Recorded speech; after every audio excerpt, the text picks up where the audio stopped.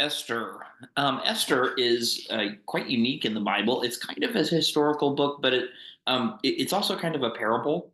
Um, it's a short story, is what it really is, and uh, it's set in the time of the exile. So we've read of the history of the exile up to this point, and Esther then is set among the exiles. This is a story of exile within it during the reign of King Ahasuerus or Xerxes.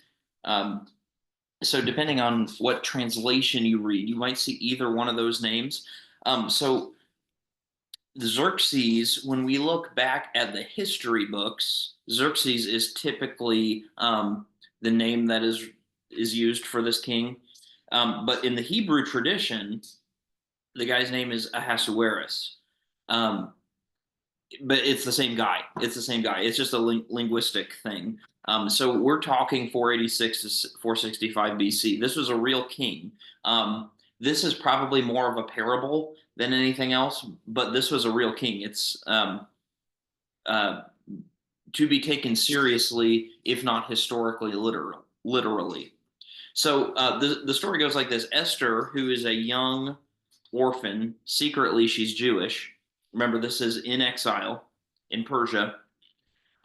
She eventually becomes the Persian queen, and she and her cousin Mordecai, who's also secretly Jewish, rescue the Jews from the genocidal plot of Haman. Haman is a high ranking official in the king's court.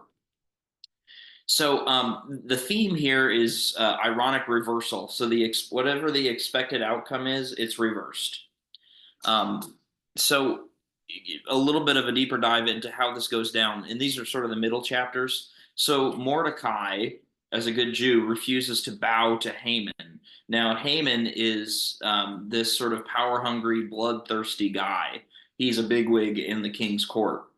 And so Haman takes Mordecai's refusal to bow as a direct offense, and Haman then wants to kill all the Jews. He's figured out that Mordecai is a Jew. Haman wants to kill all the Jews, and so he casts lots or Purim to decide the date of this genocide, which is what it's going to be. And so Esther and Mordecai get together and decide she needs to go and speak to the king about this. But the practice is that if she goes to speak to the king and she's uninvited, she could be executed, which, that's crazy. Remember, they're married. But the line is, if I perish, I perish. But Esther is granted favor, and so she invites it's kind of sing-songy. It seems like a parable, right? She invites the king and Haman to these two private banquets. And on the night of the first banquet, the king can't sleep. And so what do you do when you can't sleep? You get out the royal records, the history books of the history books. And he learns in these history books that night that Mordecai once saved his life, the king's life, but was never rewarded for it. So the king says, well, and we have to make sure that happens. And so the king, who's oblivious to this plot of Haman, or at least oblivious to the severity of Haman's plot to kill all the Jews, the king tells Haman, you have to honor Mordecai and bow to Mordecai, which is reversal. That's humiliating for Haman. And then at the second banquet, Esther reveals her Jewish identity, and she tells the king about Haman's plan. And so the king is enraged, and Haman begs Esther for mercy. And the king had stormed out, and then he comes back in, and he sees Haman begging Esther, but he takes this as Haman is assaulting Esther. Again, reversal. And Haman then gets executed on the very gallows that he built for Mordecai. So then, for some reason, the king's edict can't be revoked that the Jews should be killed. Somehow this has gotten to the king's edict now, not Haman's edict. But now the edict allows for the Jews to defend themselves, and then on that day, the Jews defeat their murderous enemies instead. So that's kind of the story arc here that you've read about. So, big question about Esther is, what about God? Esther had a difficult time getting canonical status, in other words, being included in the Bible in both Jewish and Christian traditions. This is definitely a Jewish story, but there's Esther and Mordecai. They don't seem to remember they're in exile. They don't seem to be observing any Jewish practices or recognizing the Torah, anything like that. Esther is clearly firmly assimilated into Gentile life. Um, she is a Jewish orphan, but she's grown up as a Gentile, basically. And the big kicker is that in the book of Esther, in this book that's in the Bible, God is never mentioned. And so you think, well, that itself might just exclude it from the canon, from being included in the Bible, but it's there. There is this undertone, though, of God's sort of providence and plan um, for the Jewish people. This is just one verse. This is Mordecai speaking to Esther, trying to get her to stand up for her people. He says, "For if you keep silent at this time, relief and deliverance will rise for the Jews from another place, but you know, you and your father's family will perish. Who knows?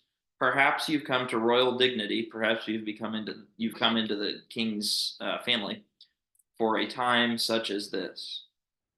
Maybe there's a reason behind this." Mordecai is suggesting that for a time such as this has been a refrain in Judeo-Christian language, so to speak. Um, so you might say that God is not explicitly mentioned, but God is sort of unseen, unheard, working through human instruments to survive, to ensure the survival of the chosen people. Remember way back in Genesis, God says to Abraham, "You're going to be my people. I'm going to give you land and descendants." Right. So this is the survival of the people. Esther has been a role model for Jews in exile, was and is. Um, we know that throughout history that Jews have been blamed for various things and still are, kind of end up being the scapegoats for things, and just been the victims of a lot of brutality. Uh, Particularly, the Holocaust is the one I think most of us think about.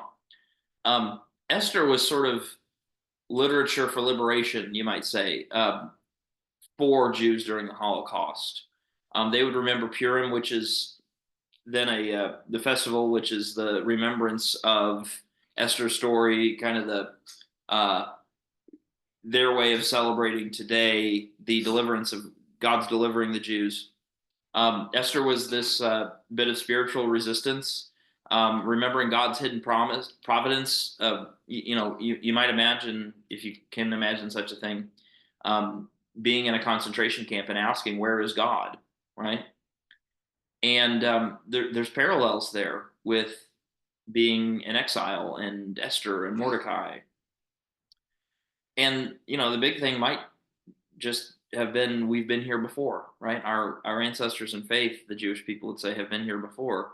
Haman and Hitler maybe weren't all that different. So anyway, that's Esther. Wonderful book, great book to read. It's a book to read 2 or 3 times, actually, to kind of get the full details of it and to reflect on its meaning for us today.